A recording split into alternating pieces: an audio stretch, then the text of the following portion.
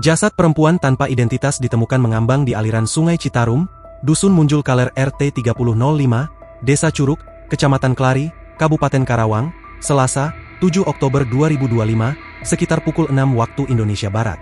Jajaran Polres Karawang melalui Pawas dan Piket Fungsi Polsek Klari melakukan olah tempat kejadian perkara terkait penemuan sesosok perempuan tanpa identitas, kata Kasih Humas Polres Karawang, Ibda Cep Wildan.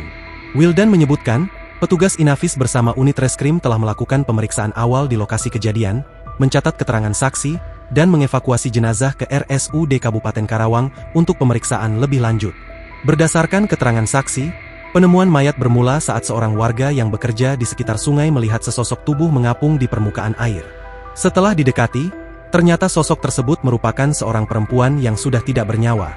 Warga kemudian melaporkan temuan itu kepada kepala desa dan diteruskan ke pihak kepolisian. Dia menyebutkan, jenazah korban yang diperkirakan berusia sekitar 25 tahun kini telah dibawa ke RSUD Kabupaten Karawang untuk proses visum dan identifikasi lanjutan.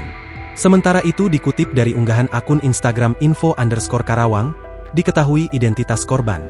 Korban diduga yakni seorang mahasiswi yang juga berprofesi sebagai kasir minimarket berinisial DO, 21.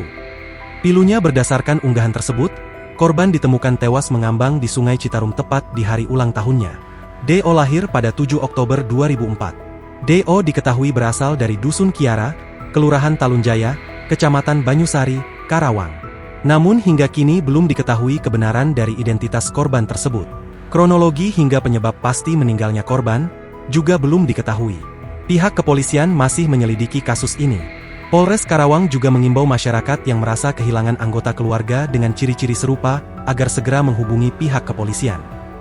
Download Tribun X sekarang, menghadirkan lokal menjadi Indonesia.